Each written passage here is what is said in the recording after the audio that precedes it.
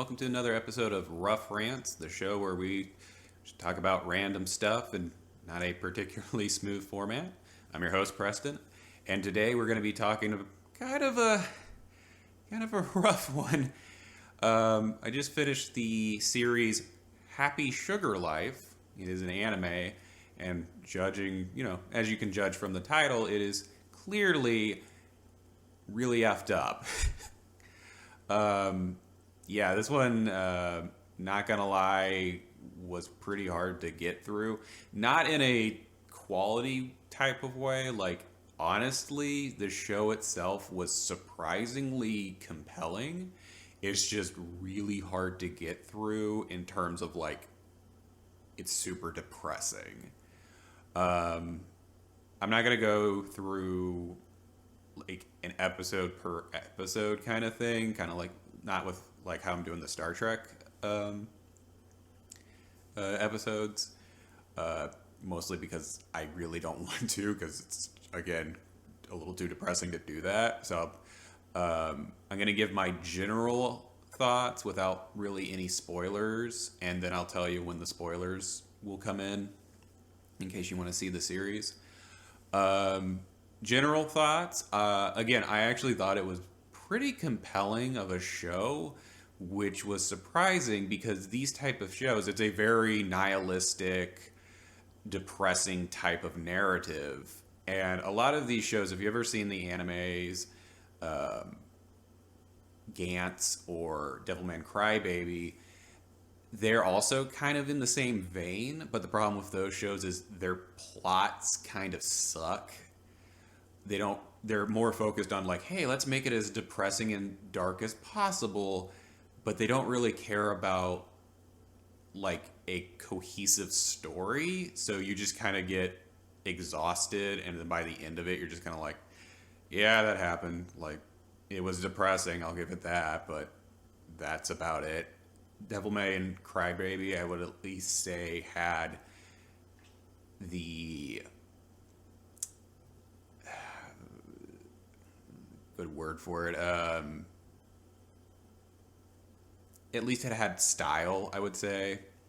It was interesting in that aspect because it was very dirty and gross, but it was also kind of stylistic in the way it portrayed these things. So at least it had that. But Happy Sugar Life is also in the same vein of being nihilistic and dark, but it does have a good plot. I don't want to I'll get more into details in the spoiler section, because this is actually one of those shows where you kind of want to go in blind as much as possible, because honestly, this was very surprising to me. I was surprised. A lot of these shows, you tend to figure out what's going to happen next. Like, it's just basically like, instead of like the good aspect of this is totally going to happen, you just go in the opposite direction. It's like, okay, this character's like this, so they're totally dead. Or this is going to happen, so this action will happen, kind of thing. But actually with this one, it was kind of surprising, because certain things do happen where you're just like, yeah, this character's totes dead, and this is going to happen towards the end. But how it got there was interesting, because again, it was surprising. Certain elements will pop up, and and it also kind of it doesn't really waste anything, except for one character. Again, I'll get into that. It doesn't really waste anything. They have like, oh, this happened, which results in this happening, which is good, because instead of just having this happening and then it's dropped and it was only there for the sake of being there, or for being, again, just for the sake of darkness and being edgy kind of thing, it is utilized later on. So definitely interesting on that aspect. Very general synopsis is basically this high school girl finds this like grade school girl, and they want to live together and be happy. Of course, you can't do that, because it's not right, and it's really abusive and all this stuff. Again, I'm trying to be as vague as possible, but that's the general idea.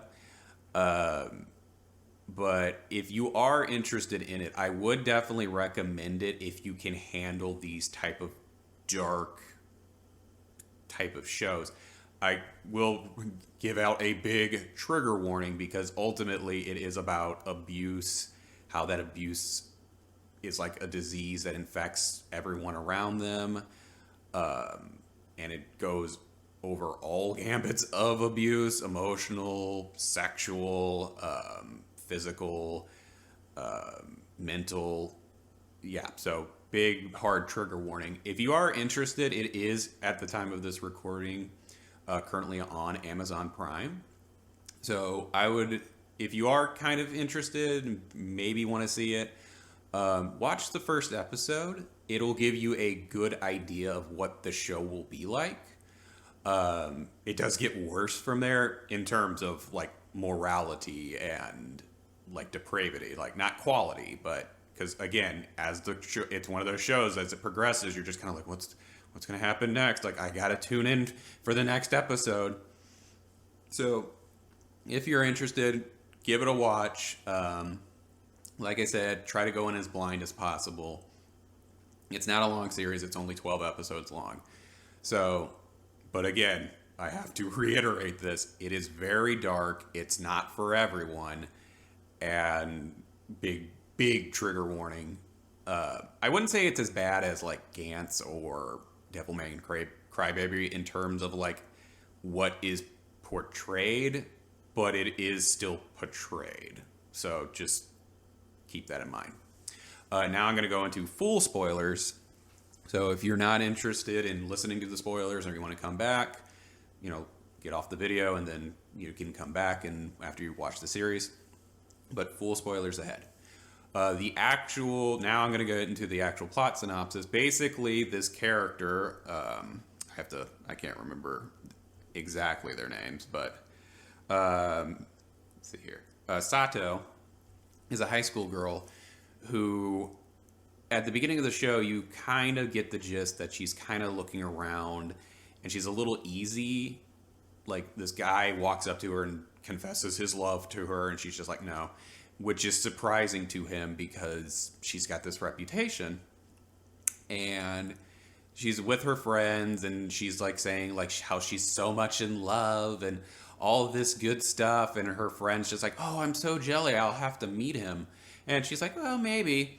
And then she goes home and the person she's in love with is staying with her, and you see who it is. It's, as in the general plot synopsis, it's a little kid. It's I want to say like a first grader little girl. And yeah, she is in love with this little girl to the point of like, you can tell this isn't right. And it's not like that kind of love, although we'll get back to that, but it's purely like, I'm trying to think of a good example, but it's kind of hard because I don't want to say it's like a pet because it's really not like the love you have between your pet or even your child. Is just kind of like, I guess it's an asexual type of love where Sato is so in love with the little girl whose name is Shio, completely and utterly, to the point that she's just delusional about what is happening. Like she like completely is estranged from reality. Because they are literally talking to each other like they are in love. They're going to get married. They're going to have this happy sugar life. And you're just like, the entire time, you're just like, this isn't going to work. This isn't right. And you're like, who is Shio? Is she her like sister? Is she a friend? Like, who is she? And you come to realize what exactly is going on throughout the series. And even and like the way they frame things is really interesting too, which I like, is they frame things kind of in a sugary type of way. Like they'll do the, like the sparkles, and like the music will be kind of like fun, but they're saying things that you as a rational human being know is completely wrong, or like it has negative connotations. Like it doesn't but it also knows when to stop the sugary filter, because like when they're talking about like, oh, we're gonna be happy together and like love, and we're gonna be married and all that stuff, that's when the sugary stuff happens. But then like when they get to parts where they're like, no, I'm gonna beat you to death or something like that, they stop. So I like that, where the sugary element of it makes it unsettling, because again, they're kind of framing it as good, but it's not good.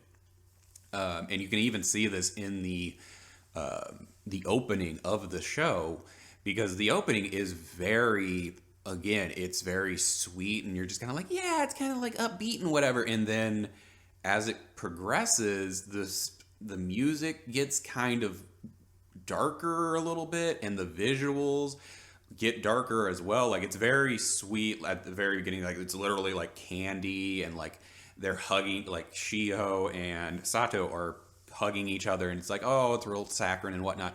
But then like the darker elements start to creep into the intro, and it's really, I do like that. It is a pretty interesting opening, because it's not trying to, it's giving you an idea of what the show is like. It's, hey, here's these sweet elements, but actually it's really dark, but you don't know that.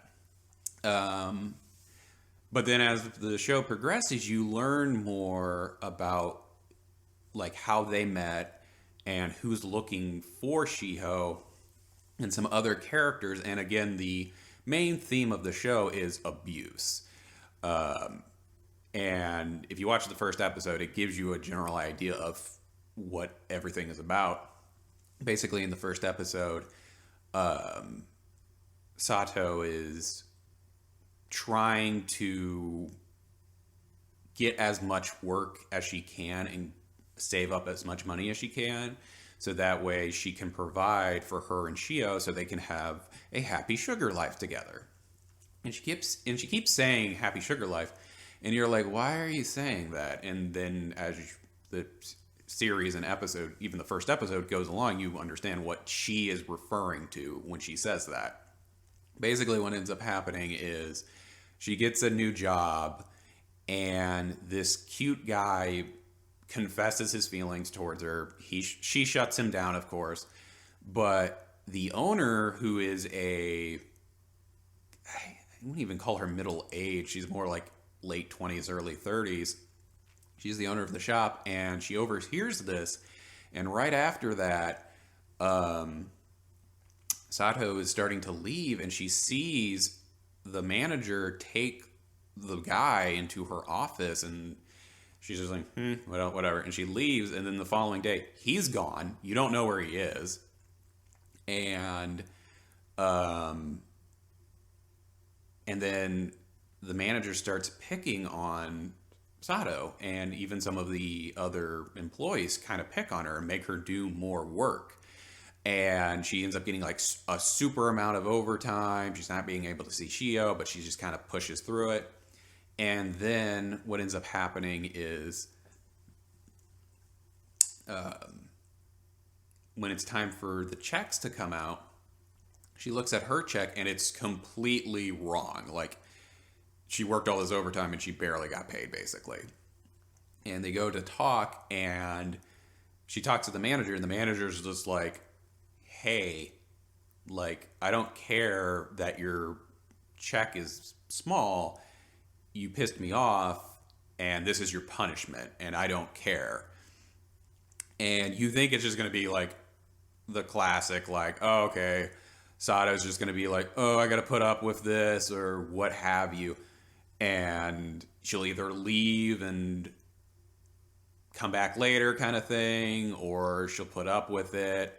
No, this is again one of those parts where it gets a little surprising. Sato loses her, like, she doesn't lose her mind. She kind of, she gets rid of the facade, I guess would be the best way to describe it, because she ends up, like, throughout the series, her public persona is very like, oh, I'm happy, your typical, stereotypical high school character.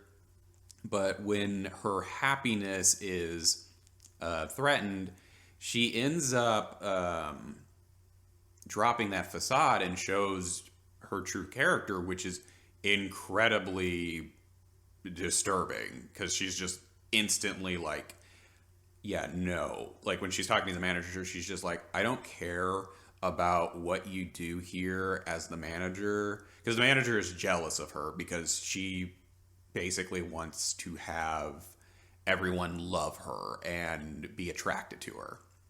And because the one character whose name is Tayo, because he didn't convey that love towards her, she became jealous and did what she did. But Sato is just like, I don't care. Like, I couldn't care less about you or what you do or your warped idea of love. I just care that I need to get paid the amount I need, and you are making me miss time with Shio.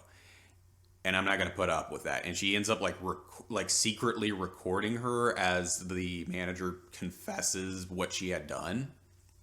And Sato is just like, you're like, if you don't make this right, you're going to be in some serious trouble. I'm going to show this to everyone. I'm going to go to the cops.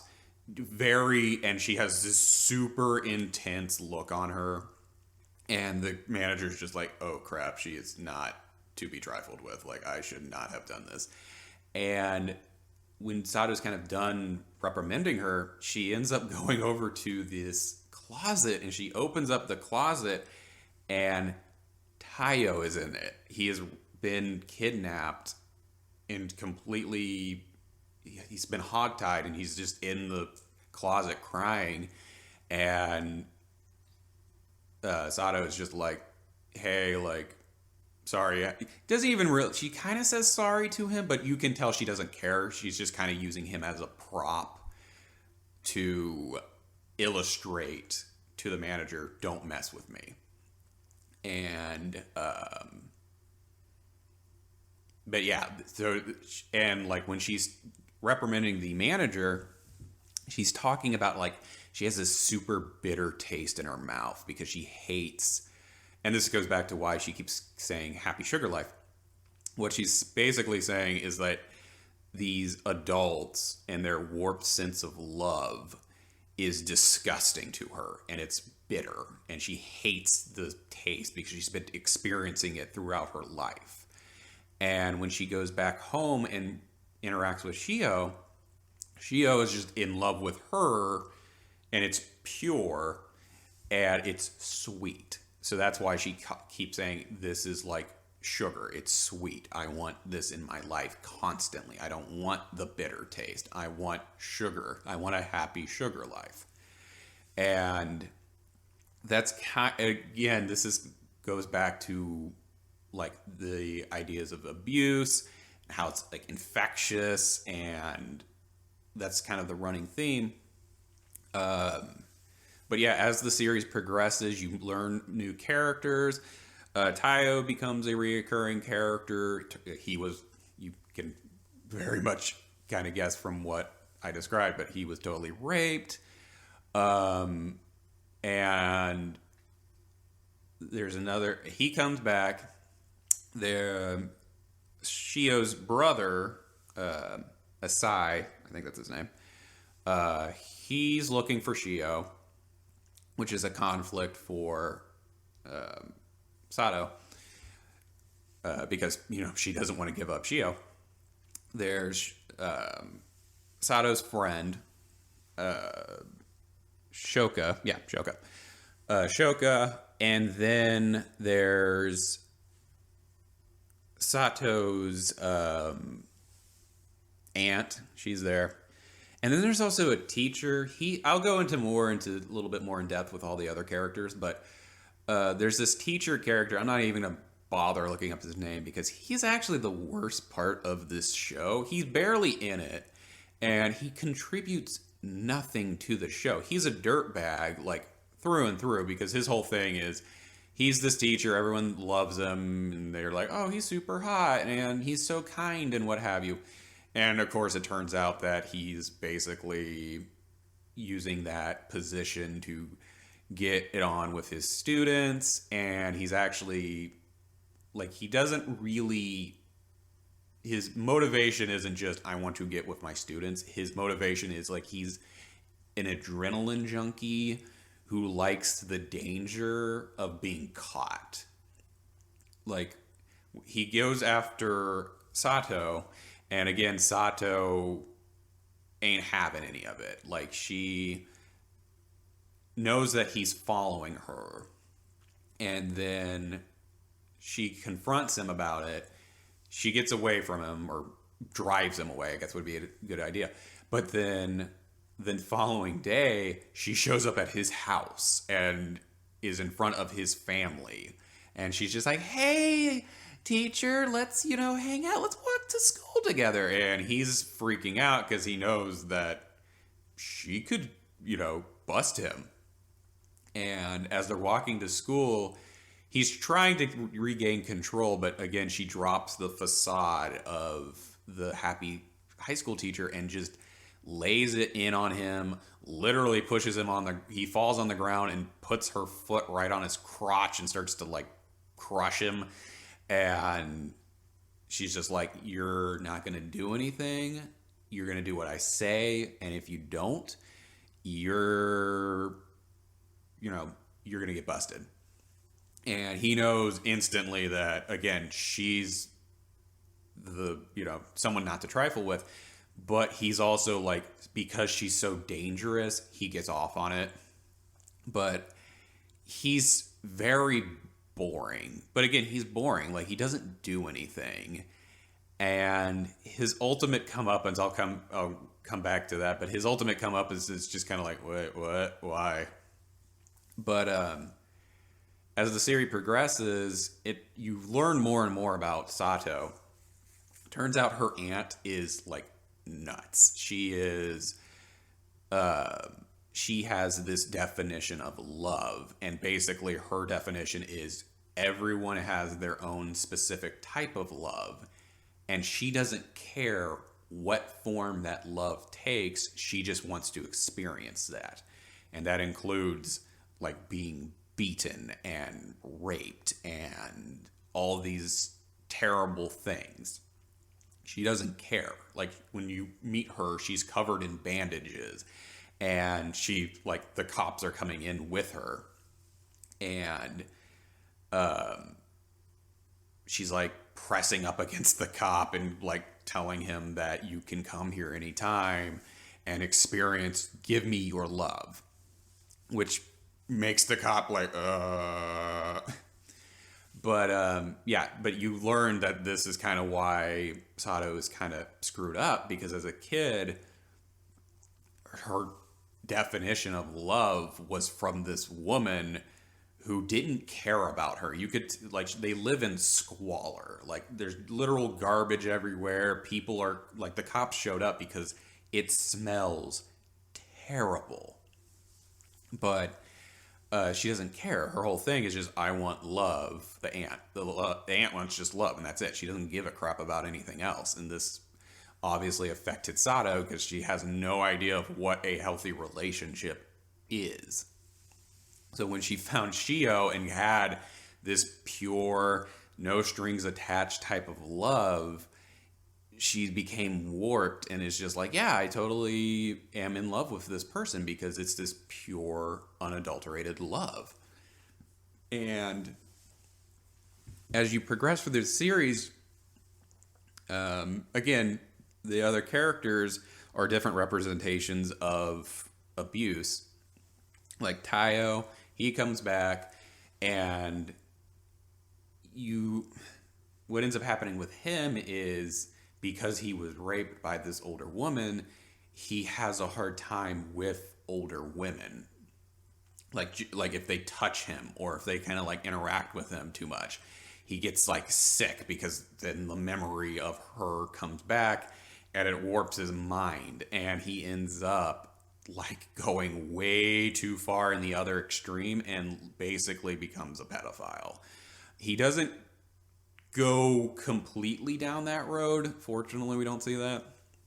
But basically, he sees a missing poster of Shio, and when he sees it, he's not like, "Oh, I'm concerned about this little girl." He's just like, "I'm in love with this girl. She's an angel to me, and I feel like his whole thing is I want to be pure. I want to be purified from these dark, these gross feelings." And he ends up actually meeting her because she gets out of the house looking for Sato, and he meets her in this park, and they're talking, and then this is again where the filter comes in, where the sugary filter. He's talking to her, and she's just like, "Oh, like it's like happy," but he's screwed up, and he's gonna do something that's not cool, and like eventually, again, he's just kind of like playing around almost. Like, "Oh yeah, we can be friends, and I would love to interact with you and all this stuff." And then once it shows you his actual feelings, you learn it drops that instantly. The filter is gone, and now he's just like, he's disgusting, because that's what he is. He's now become this disgusting pervert, and he's just like, "Yes, I need to be with you, and we need to be, if I'm with you, I can be purified. Like, I can feel it. I know I can. Like, maybe even if I'm able to touch you in a certain way," kind of thing. And luckily, he ends up getting beat up right there.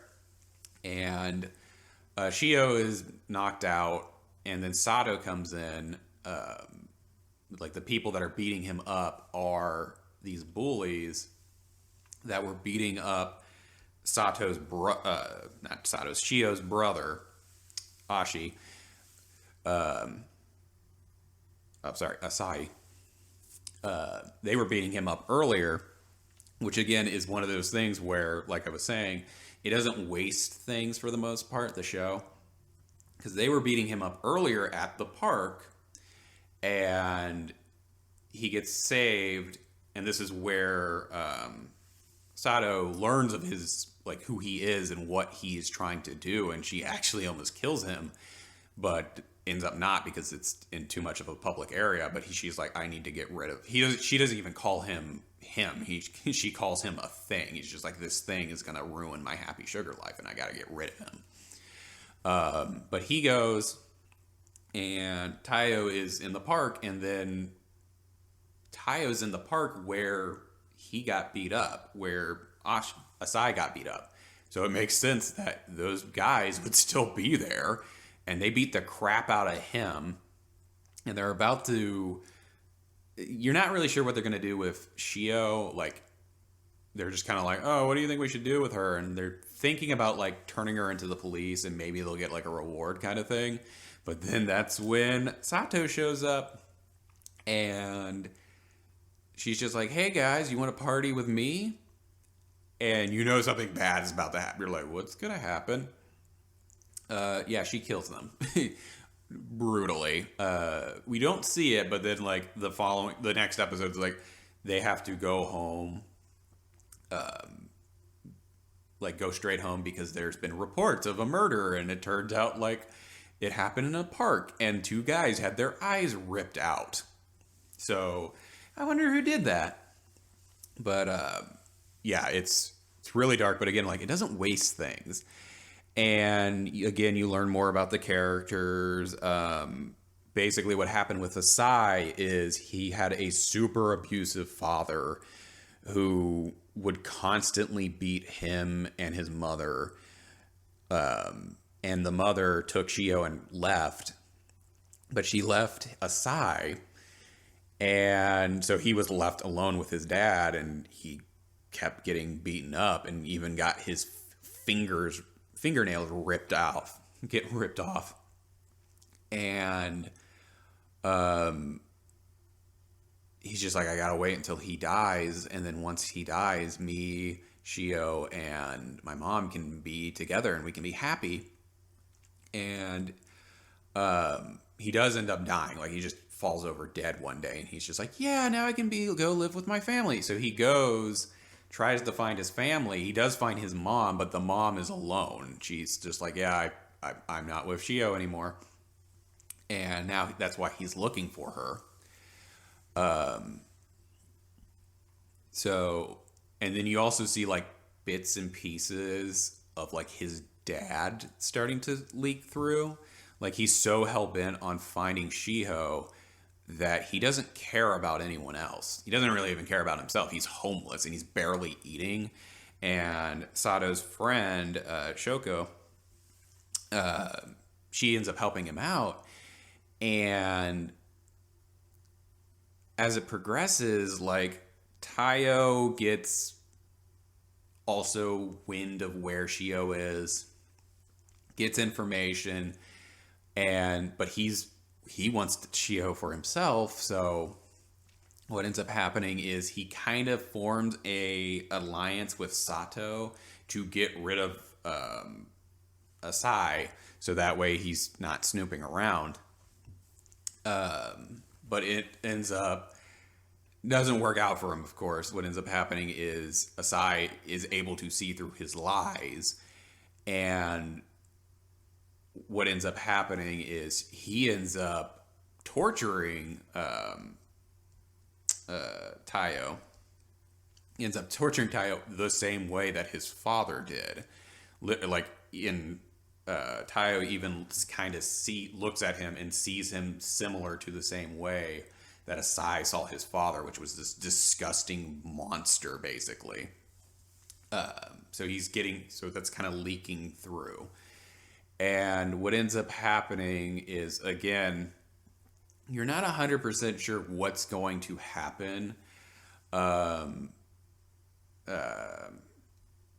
Sato's friend, Shoko, ends up figuring everything out, basically. She's in love, it's platonic love, as a friend. She's in love with Sato and wants to help her. And she ends up going to her house, her apartment, and this is where we first meet the aunt. And you're like, what's surprising is the aunt's there, because you're seeing Shiho and her living together in this apartment, and it's the same apartment building. And you assume that the aunt is dead, because in the first episode, there's this room that has a bunch of bags in it, and you're like, you know what's in the bags. And Sato ends up making the teacher get rid of one of the bags, and he knows what's inside the bag. He just didn't open it up and 100% confirmed it. And his theory was it was the aunt. Turns out it wasn't. The aunt is alive. And what actually happened was, the apartment that Shio and Sato are living in was this apartment of this guy. You'd actually never see the guy.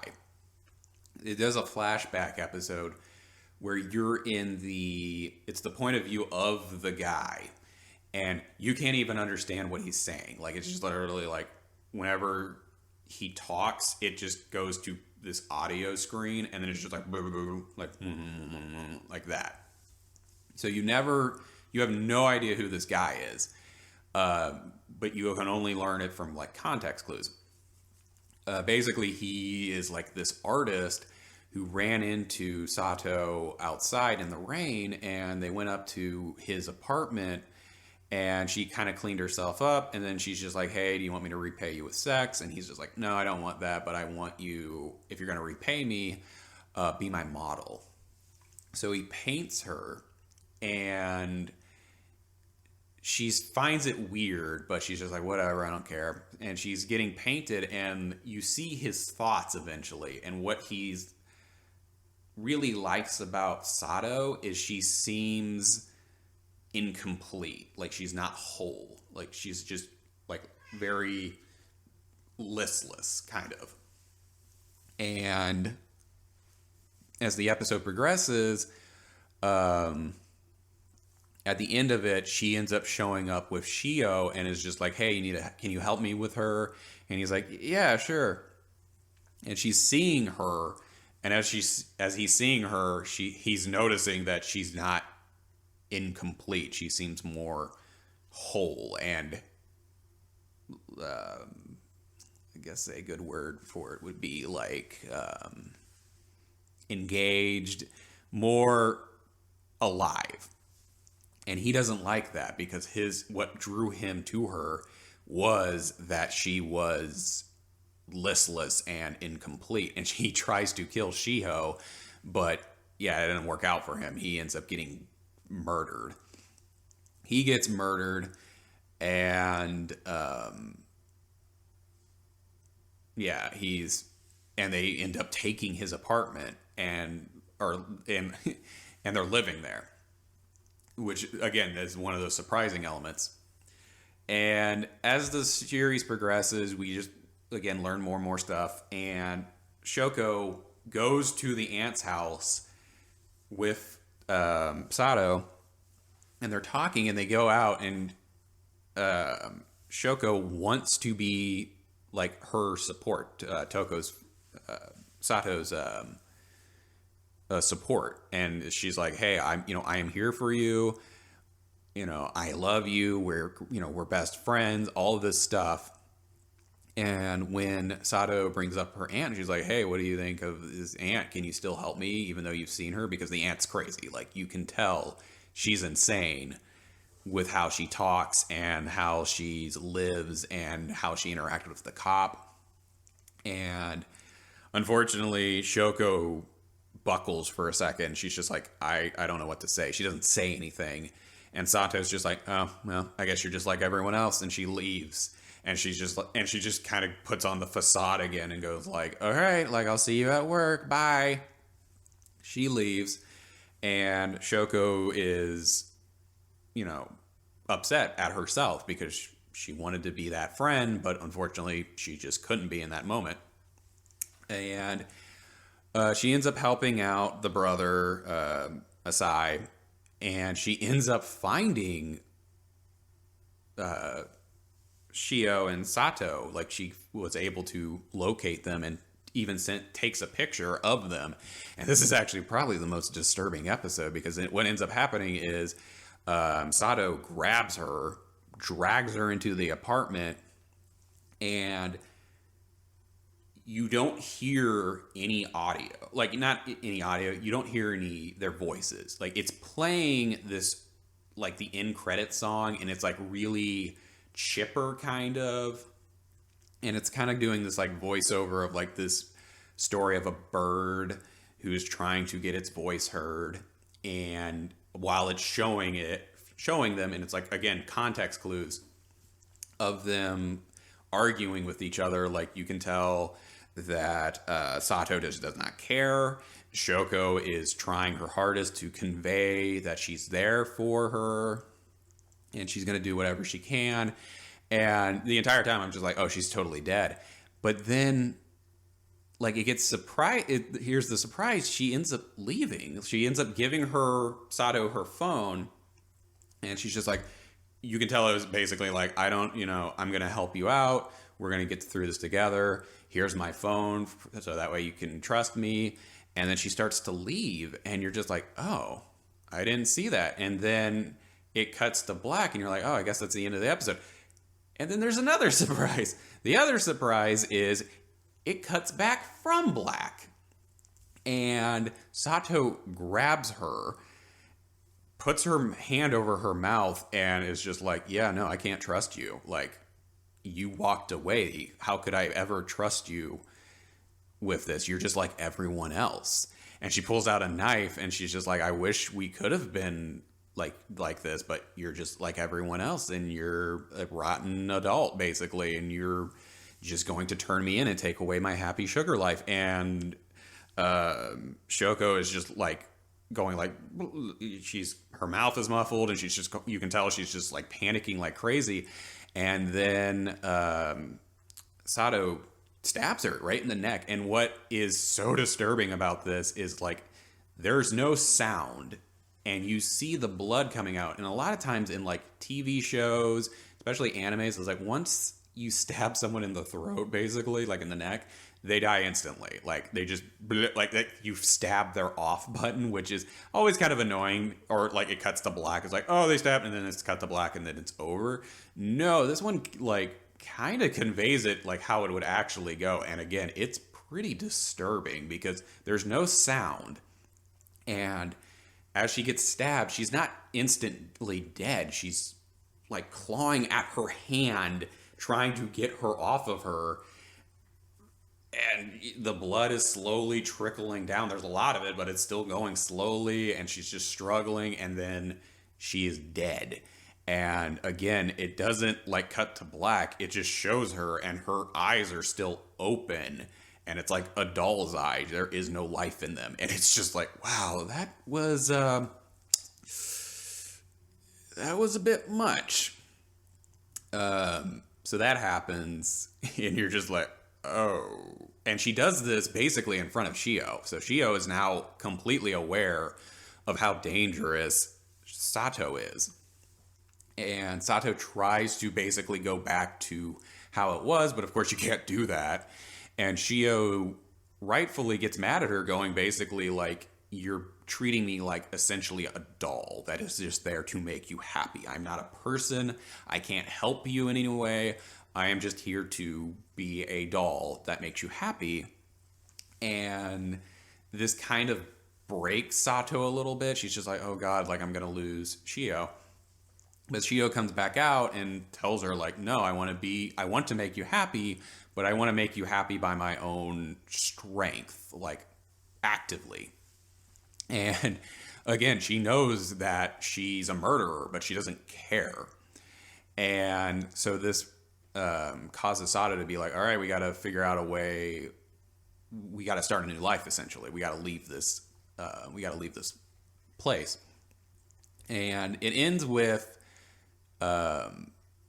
basically what ends up happening is it turned out that before she died, Shoko had sent a picture to Asai showing where Shio was.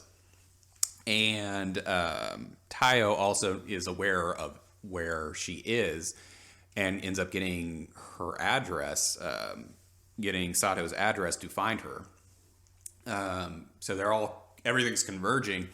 Tayo ends up going to the address, but the address is to the aunt's house, and the aunt kidnaps him and rapes him, of course. So he's trapped there. Asai is trying to figure out where she is and does not give a crap about Tayo at all. Like Tayo is able to contact him, and he tells him where they are and gives him the apartment number, but the apartment number is not the exact same apartment number that Shio is living in. So Asai is just like, no, you're just a liar, so I'm not going to help you. And Tayo is just like, please help me. But Asai does not care. And so everything's converging. Sato is trying to find a way to get out. I think she's trying to she's either leaving the country or she's leaving to a different portion of the country, different part of the country. But she's going to fake her death using the body of Shoko to make it seem like she was the one who died and escape with Shio. And she's having her aunt help her. And what they're going to do is they're going to burn the apartment building down to cover up what's going on. So they leave. So the day of, they leave, and they actually leave before everything starts to take place. But Sato forgot her ring that her and Shio used to get married, and they end up going back. And when they go back, it's too late. Everyone's there now at that point. Asai has figured out where they are. He chases them down, and they end up running back into the building. By this point, the ant has set fire to the apartment building, and they end up going up. Tayo is still there, but he is able to get out of the apartment. And they end up, Shio and Sato end up escaping up to the roof. And Asai is telling Shio, like, hey, we need to live together. Mom didn't abandon you. She just left you because she was scared that she would basically become like the dad. And she was actually the one who killed the father. And he's saying all this, and he's just like, now we can be together and be a happy family. And Shio's just like, no, like, I don't want that life. I've decided for myself that if I go back, my mom's going to become broken and be miserable, and I'll be too. So I want to stay with Sato. And they end up escaping to the roof, and he can't get to them. Asai can't get to them because now the fire has spread, and he's completely blocked off from them, and they can't escape from the roof. They end up embracing each other, and they're just like, we're gonna have this. I wish we could have had this happy sugar life, but it doesn't look like that's gonna be the case. And they end up jumping off the roof together, and Sato is holding Shiho, and they're plummeting down to the asphalt, and like, again, it's showing this sugary, like, oh, isn't this sweet kind of thing, heartwarming, like, music and like visuals. But again, it's basically two children are falling to their death because of this warped perception of love. And as they're about to hit the ground, Sato then holds Shio a little bit harder, and it then cuts away, and it's revealed that Sato did die. Sato is dead. The aunt confesses immediately to setting the fire. They have her in handcuffs, and she's like, oh yeah, I totally did it. Tayo is gone insane. Like, he survived too, but he's like in his room, and he's just like, he's saying that he's both filthy and clean at the same time, and he doesn't know how to deal with that, and he's still kind of obsessing over Shiho, but I'm pretty sure he's not going to follow through with that. Like, he's just basically insane, and he's going to be stuck in his room for the rest of his life, essentially. And there's one thing that I don't get is where the teacher character, like, he gets arrested, and I'm like, why did he get arrested? Like, they don't establish what he did to get arrested. Like, they showed him, like, helping out. Like, he deserved to be arrested, of course, but they don't explain why he got arrested. It wasn't like, oh, it turned out that someone saw him disposing of the body, or that they framed him or anything like that. No, he just gets arrested, and I'm like, okay, I mean, that's good, but I would have liked a little bit of an explanation. And again, he's completely superfluous. He doesn't do anything to really move the plot forward. I thought he was going to be also at the apartment building when everything went down, but no, he's just kind of left out of the finale until the very end, where he just gets arrested. So again, you could cut that character out completely and nothing would be affected.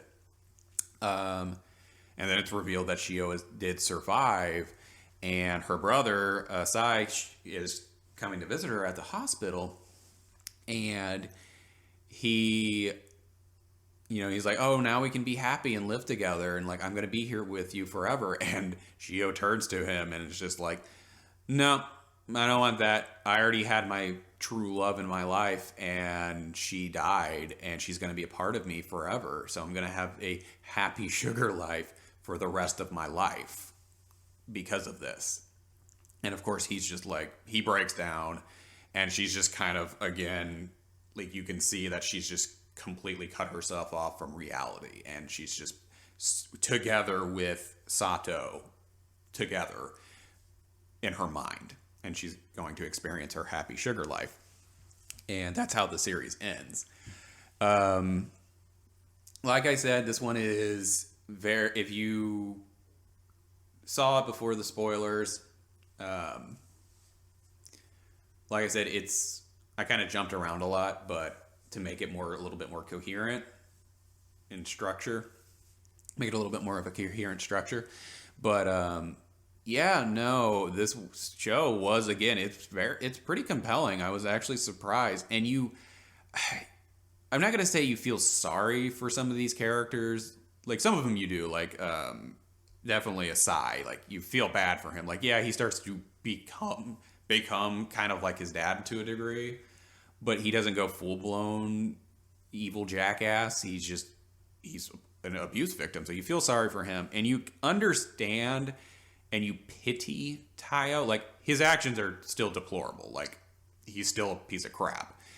But you feel bad for him because you're just like, you understand how he got to that point, but you still don't excuse it, of course. And I guess you could say he got his just desserts, but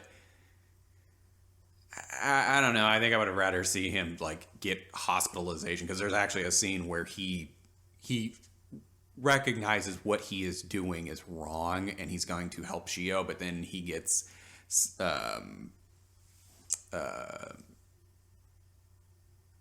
he ends up meeting up with Sato, and she's just like, no, I'm going to use you to further my needs. Like, I don't give a crap about you. I want to be happy. I don't care if you're happy or not.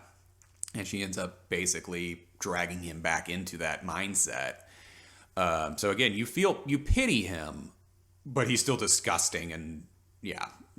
But it's, again, the main theme of the show is this abuse and like this warped perception of love, and how your life can affect that, and how you can straight up just be completely detached from reality to find that love. But yeah, it's one of those shows that I am glad I saw it, but I'm never going to see it again, because it's again just too depressing. Let me know what you guys thought about the show. Like, comment, and subscribe. And yeah, I'm probably going to go take a shower now, and I hope you have a great rest of your night. Bye.